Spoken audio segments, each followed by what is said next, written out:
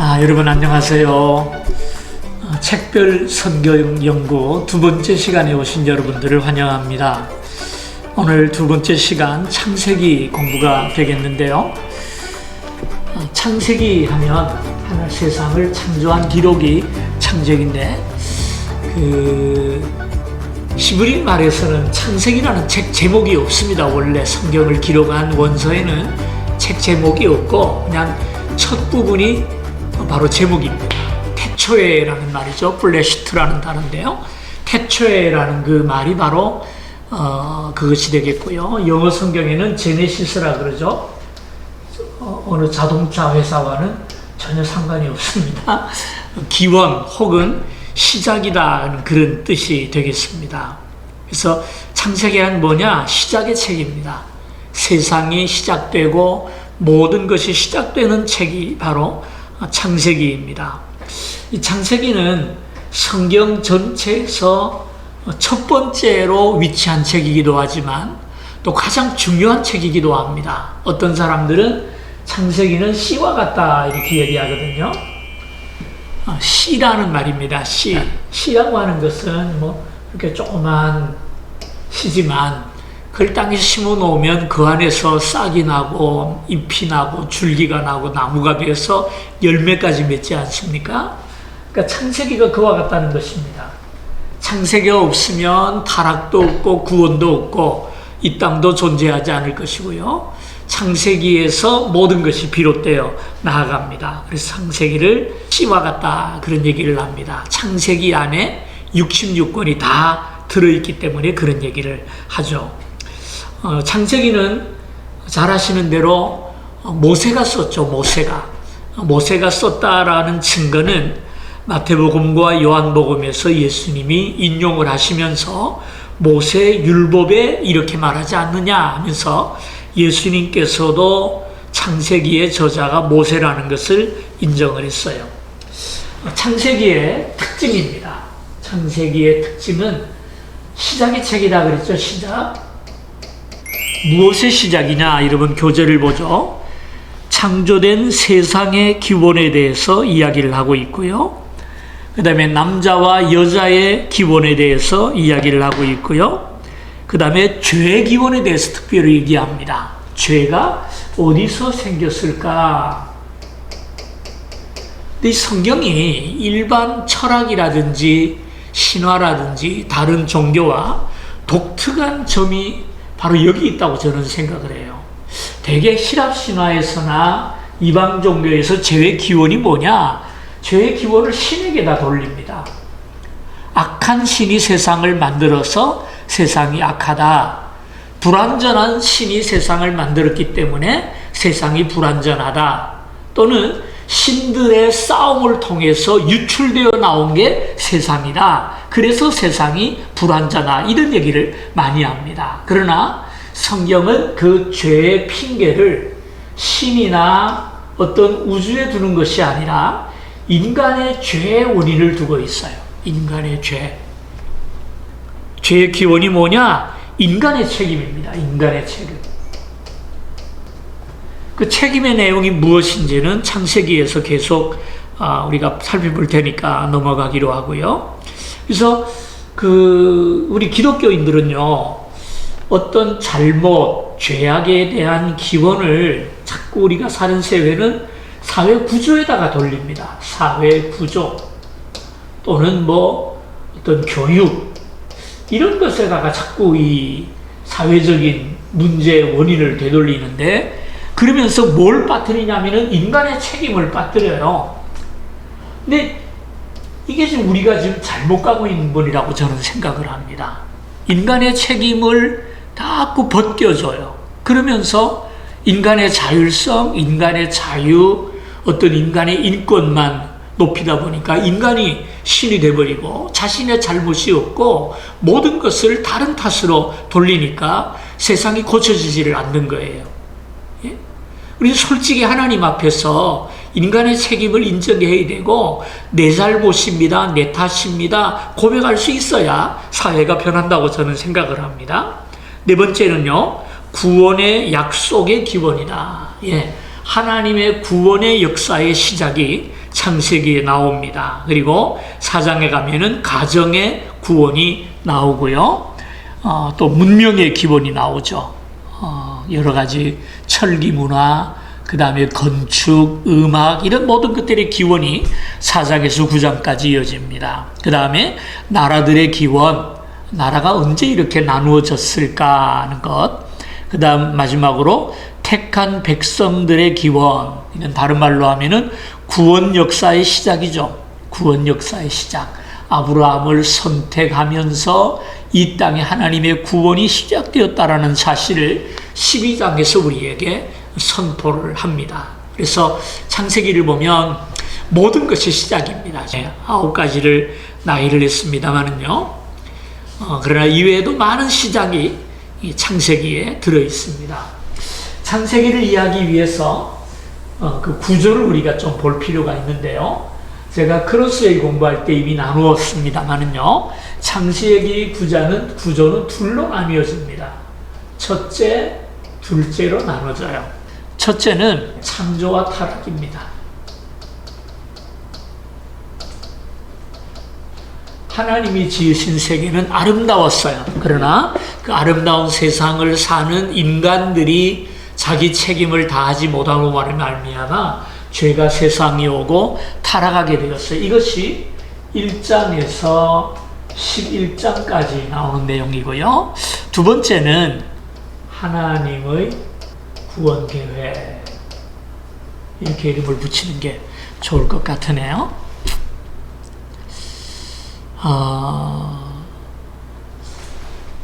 타락에 대한 내용을 보게 되면 여기 1장에서 11장까지 4가지 사건이 있다 그랬죠. 창조와 타락과 홍수와 바벨탑의 붕괴, 이 4가지는 사건별로 나눈 것이고요. 의미를 따진다면은 죄악의 확산입니다. 아담에서 시작된, 아담 하와에서 시작된 죄가 형제들에게 가죠. 형제들에게.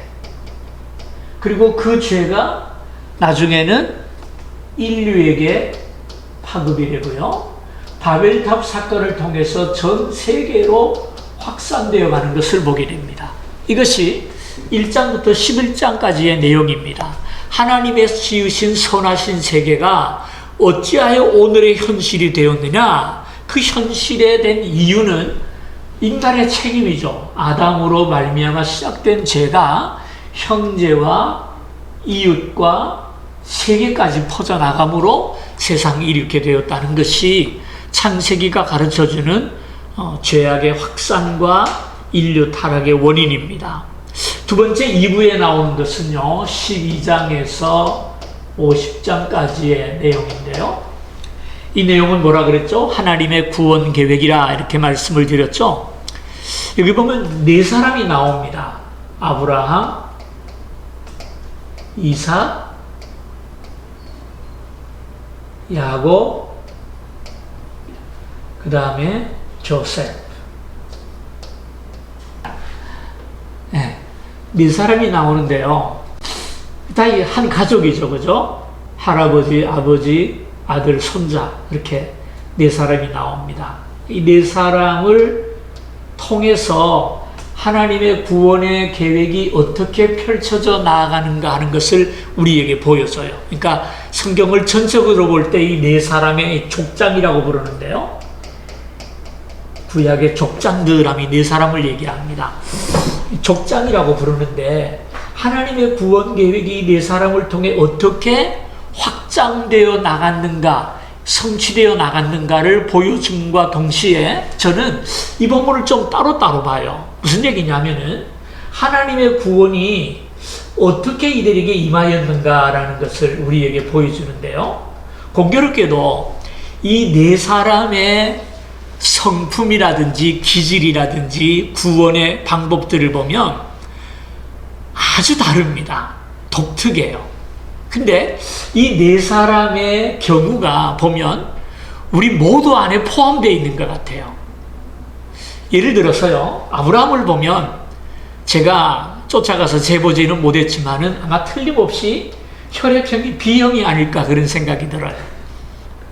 그죠? 잘 저지릅니다. 떠나라 그러니까 그냥 다 내버리고 떠나버려요. 그죠? 떠났으면 가서 잘 살아야지. 힘드니까 애굽으로 도망가 버려요.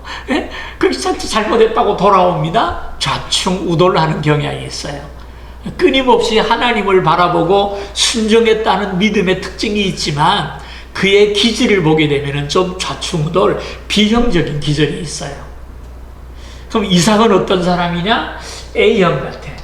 아주 얌전하고 조용하면서 하나님 앞에 경건을 잃지 않고 꾸준히 이어갑니다. 야곱은 어떤 사람이냐? 제가 볼 때 AB 같아요.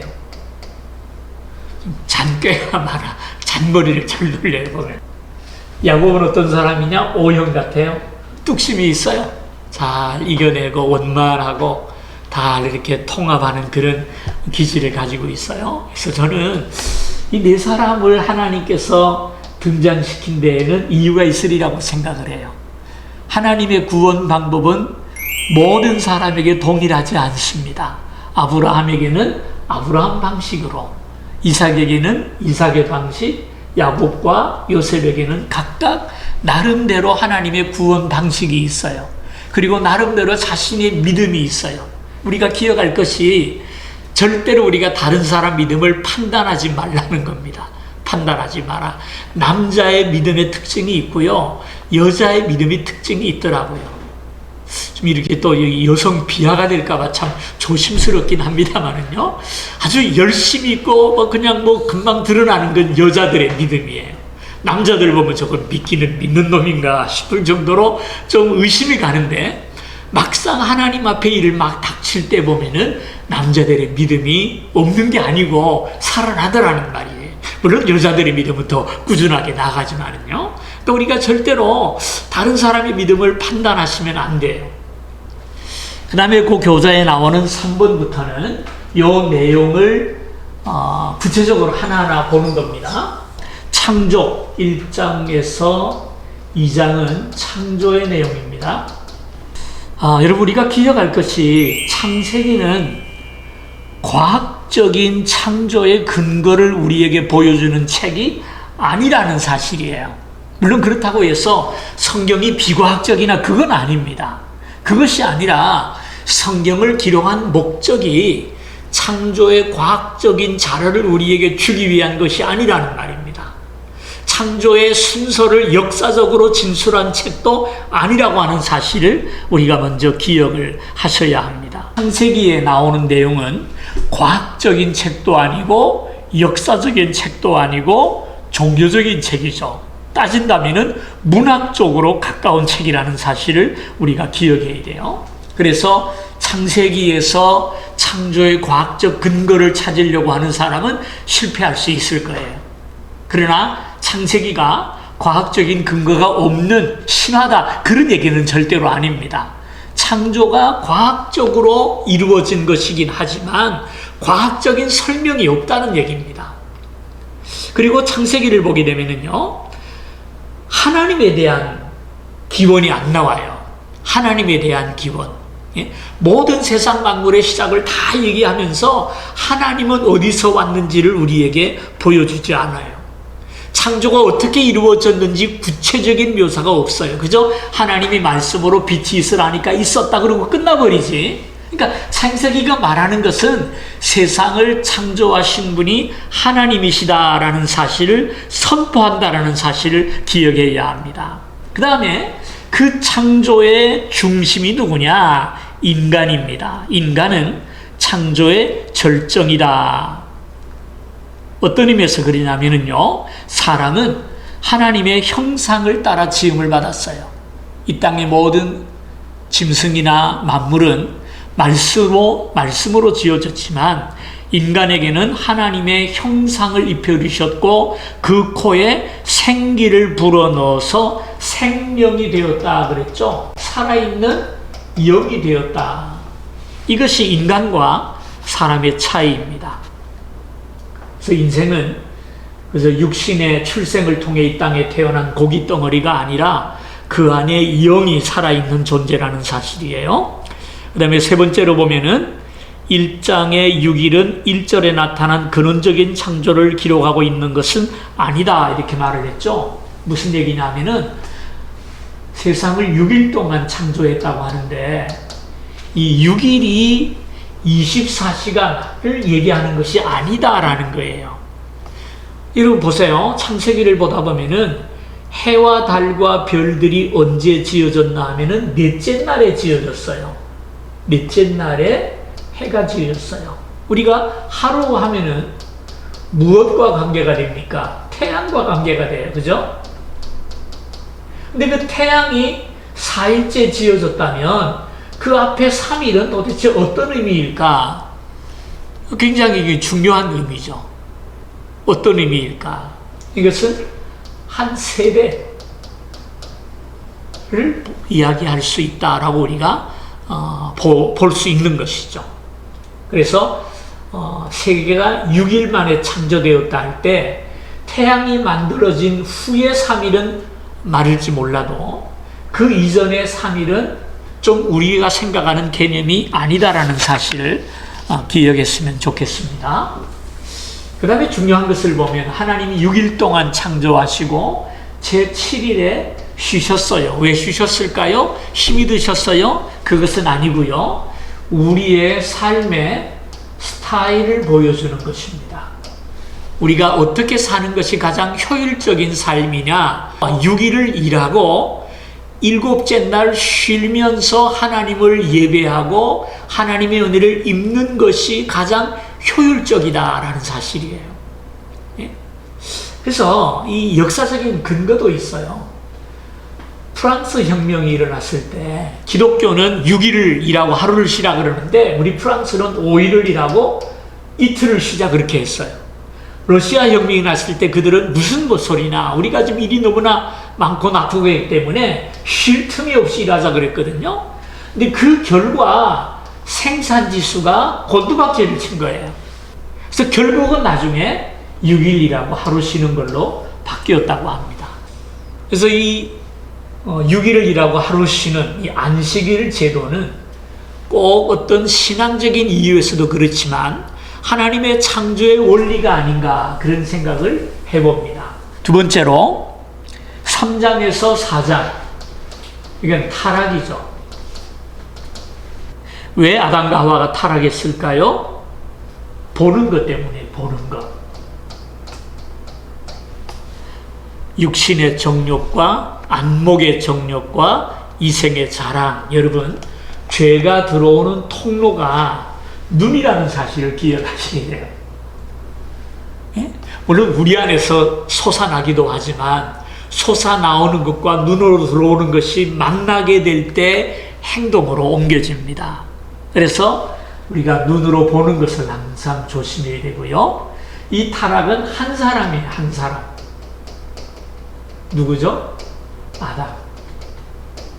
그래서 거기 나오는 로마서 5장 12절에 보면은요, 한 사람으로 말미암아 죄가 세상에 들어왔다 그랬어요. 그러나 다음 구절을 보게 되면은 한 사람 그리스도로 말미암아 우리에게 구원이 오게 되는 역사가 일어났다라는 사실을 우리에게 가르칩니다.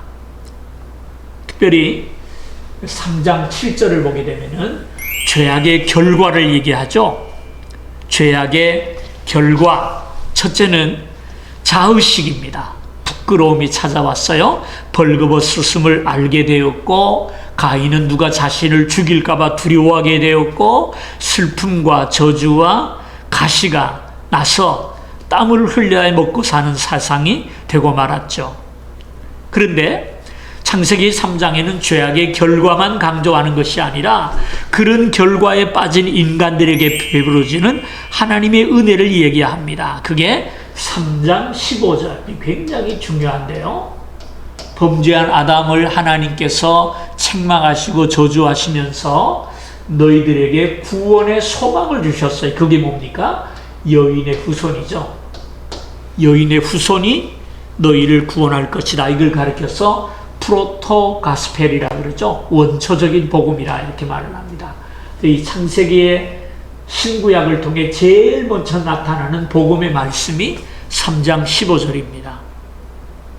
그래서 이 구절은 그리스도에 대한 직접적인 첫 번째 예언입니다. 고린도서 5장에 보면은 죄를 알지 못하던 그리스도를 우리 대신 죄로 삼으셔서 십자가에 죽게 하셨다 그랬고요. 이사야 53장 5절을 보면 그가 찔림은 우리의 허물 때문에 그가 상함은 우리의 죄악을 임함이라 이렇게 말씀을 하고 있습니다.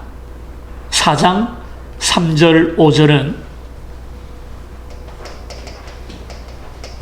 가인의 범죄죠. 가인과 아벨. 여러분, 가인을 아담이 얻었을 때 아담이 처음 가인이 태어났잖아요. 이름을 가인이라 그랬어요. 이 가인의 뜻이 뭐냐면은 얻었다라는 뜻이에요. 얻었다. 아마 아담이 하나님의 여인의 후손 약속이 금방 올 줄 알았던 것 같아요.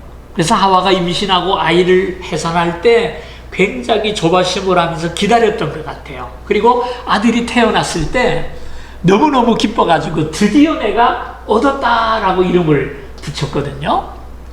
근데 재밌는 것은 그 다음에 아들의 두 번째 이름이 아벨이에요. 아벨의 이름이 뭔지 아세요? 허무하다라는 뜻이에요. 허무하다. 왜 이름을 허무하다라고 지었을까? 가인의 이름과 유추해 보면은 아담이 가인을 얻었을 때 굉장히 기대를 많이 했던 것 같아요. 근데 그 기대가 가인을 통해서 다 무너져 버린 거죠. 그죠? 이건 아닌데. 아이고, 인생이 언제 내가 구원을 받게 될까? 언제 내가 에덴으로 돌아갈 수 있을까? 너무 허무했던 것 같아요. 근데 이름 그대로 아벨이 가인에게 죽임을 당해버리죠. 정말 이름대로 허무하게 인생을 끝나고 납니다. 그때 하나님께서 셋을 주셨죠. 셋의 이름의 뜻은 뭘까요? 놓였다. 어디로부터 놓였을까요? 가인과 아벨을 잃어버린 슬픔에서 벗어났다, 놓였다, 그런 뜻이에요. 그런 뜻이에요. 근데 셋이 아들을 낳고 이름을 에노스라고 지었어요. 오늘 성경풀이를 좀 하게 되네요. 에노스 이름은 뜻은 뭘까요? 고칠 수 없다. 영원한 부패, 그런 뜻이에요. 아마 아담이 셋에게 기대를 많이 했을 텐데 셋은 그 기대에 부응할 수가 없었어요. 아마 스스로 깨달았을지도 모르죠. 아이고, 인생은 부패한 존재야. 고칠 수 없어. 아마 그래서 에노스라고 지었는지 모르겠습니다.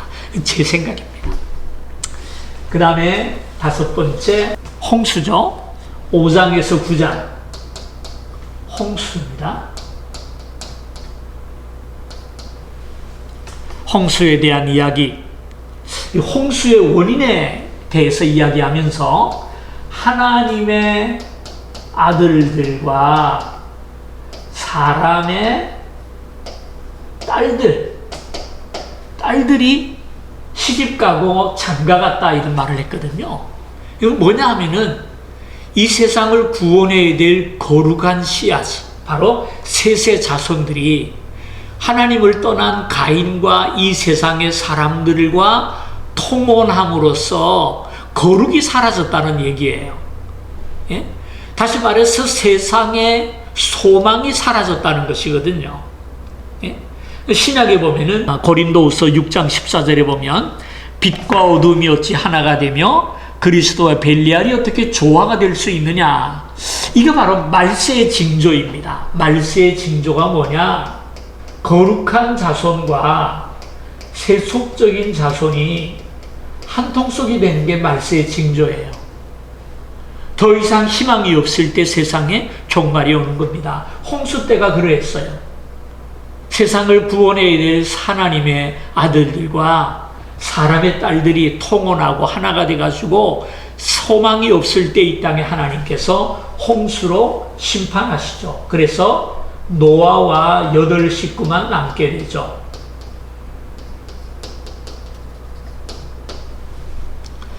그 다음에 네 번째는 10장에서 11장 바벨탑이죠. 바벨탑 사건. 자, 그래서 여기 보면 아까 말씀을 드린 대로 죄가 에덴 동산의 시작이라고 합니다. 근데 그 에덴 동산이 시작된 게가 가족에게 임했죠, 그죠? 아담입니다, 아담. 가족에게 임했고, 그 다음에 온 인류에게 찾아오게 되었고요. 바벨탑 사건 이후에 전 세계로 흩어지게 되죠. 자, 여기까지가 11장까지의 내용이고요. 그 다음에 12장을 볼까요? 12장부터 23장까지 아브라함입니다. 27장에서 36장까지가 야곱이죠. 그 다음에 37장에서 50장까지의 내용이 요셉입니다. 하나님께서 아브라함에게 여기 교재를 보면은 7가지 약속을 주셨다 그랬는데 되게 3가지 얘기하죠. 땅에 대한 약속과 자손에 대한 약속과 복의 근원에 대한 약속. 그리고 그 아들이 이삭이고요. 이삭은 인내의 사람이었어요. 그 아들이 야곱인데 야곱에게서 12아들이 태어나죠. 12아들이 나중에 12지파가 됩니다. 특별히 이 요셉은 구약에 나타난 예수 그리스도의 예표다, 뭐 이런 얘기를 해요. 다시 말해서 장차 오실 예수님이 누구신지를 보여주는 하나의 징조, 그림자와 같다, 이런 얘기를 많이 하는데요. 그 다음에 예를 보면 알 수 있죠. 21페이지 밑을 좀 볼까요? 둘 다 아버지의 사랑을 받았어요. 둘 다 목자였고요. 둘 다 유혹을 받았어요. 예수님은 광야에서, 요셉은 보디발 장군의 아내에게서. 그 다음에 둘 다 애굽으로 내려갔죠. 신기합니다. 예수님도 애굽으로 태어나자마자 피신을 갔죠. 둘 다 종의 값으로 팔렸어요. 이 야곱도 형들에 의해서 팔려갔고 예수님도 유다에 의해서 팔려갔죠. 그 다음에 둘 다 고난을 받았다라는 그 의미. 자, 마지막으로 창세기를 통해 우리는 하나님께서 한 가족을 세우시고 그들을 통해 구주가 나오게 하시는 위대한 섭리를 볼 수 있다 그랬어요. 예. 하나님은 세상 구원을 한 가족, 한 사람, 아브라함과 그 가족을 통해서 이루어 가십니다. 그래서 갈라디아서 3장 14절에 보면 그리스도 예수 안에서 아브라함의 복이 이방인에게 미치게 하는 것, 이것이 바로 하나님의 계획입니다. 창세기를 읽을 때 좀 우리가 조심할 내용이 있어요. 창조의 이야기는 무한대 옛날 이야기거든요. 근데 이 창세기를 모세가 썼을 때 창세기는 언제 쓰여졌냐 하면은 약 1500년 전입니다. BC 1500년경을 살았던 모세예요. 그러면 창조로부터 창세기를 기록할 때까지의 기간이 엄청난 갭이 있는 거죠. 그죠? 어떻게 창세기를 모세가 기록했을까? 2가지 유추할 수 있죠. 하나는 하나님의 계시에 의해서, 또 하나는 둘째, 이스라엘 민족을 통해서 계속 전해내려오는 구전이 있어요. 구전. 이부에서 이부로 전해져 내려오는 이야기들, 아브라함의 이야기, 야곱의 이야기, 창조의 이야기, 이런 이야기들이 있어요. 이런 것들을 아마 모세도 알고 있었을 것이고, 이런 이야기들을 종합할 때 하나님의 계시가 그 가운데 역사하셔서 창세기를 기록하지 않았을까, 그런 생각을 우리가 해봅니다. 그래서 입으로 구전되어 내려온 잘못된 부분들이 하나님의 계시에서 바로 잡아지면서, 또 모세가 결코 경험할 수 없는 창조의 이야기는 하나님의 계시에 의해서 기록되었을 것이다, 이렇게 유추할 수 있는데, 또 한 가지 중요한 것은요, 지금 이 창세기를 언제 기록했냐 하면 이스라엘이 애굽에서 나와서 광야 40년 동안 광야를 살아가는 그 기간 중에 기록된 게 창세기입니다. 그러니까 이 책을 쓸 때 창세기를 볼 수 있는 독자들이 누구였냐면은 광야에서 살고 있었던 이스라엘이라는 거예요. 애굽에서 금방 탈출해 나오는 이스라엘 사람들에게 모세는 그들을 앉혀놓고 창세기의 이야기를 들려주고 그걸 책으로 쓴 것입니다. 왜 그랬을까? 지금 그들에게 중요한 것은 먹고 사는 거잖아요. 먹고 사는 이야기가 아니라 세상의 시작에 대해서 이야기를 합니다. 세상의 시작, 민족의 시작. 왜 이런 얘기를 했을까? 여러분, 책이라는 것이 독자들이 관심 있어 하는 것을 써야 그 책이 팔리지, 독자들이 관심 없는 얘기는 안 팔린단 말이에요. 즉 광야에서 시급한 게 먹는 얘기인데 창세기를 이야기하는 이유가 뭐냐? 여기 이유가 있는 겁니다. 왜 모세는 창세기를 그들에게 이야기했을까? 지금 애굽에서 나온 이스라엘 사람들은 애굽에서 400년 동안 뭘 했습니까? 노예 생활을 했어요. 노예 생활이에요. 그들의 주인은 누굽니까? 바로 왕이 그들의 주인이에요. 이런 삶을 평생 살아왔어요. 노예라는 것은 때리면 듣고 안 때리면 안 해요. 주인이 보면 하는 척 하지만 주인이 안 보면 안 합니다. 왜? 월급을 주는 게 없으니까. 그럼 공산주의 사회가 망하는 이유가 다 배급을 주면 일을 안 합니다. 사람이. 어떻게 그렇게 사람을 폄하하느냐. 그러지 말고 솔직히 까놓고 인간이 그런 존재 아닙니까? 예? 그러니까 노예가 그렇다면, 그러니까 이 애굽에서 나온 이스라엘이 나는 너희의 하나님의, 너희는 내 백성이다 라고 얘기를 하지만 그들은 하나님의 백성이 아니고 노예들이에요. 노예란 말이에요. 노예 근성이 몸에 배어 있고 지독하게 자존감이 낮아요. 자존감이 낮고 노예 근성이 배어 있어요. 이들을 향해 모세가 창세기를 통해 주는 메시지가 뭔지 아십니까? 그것은 너희들은 바로 왕의 노예가 아니야. 너희들은 하층 계급이 아니야. 세상에는 계급이 없다는 겁니다. 우리 모두는 하나님의 창조된 작품이고 위와 아래가 따로 없다는 것입니다.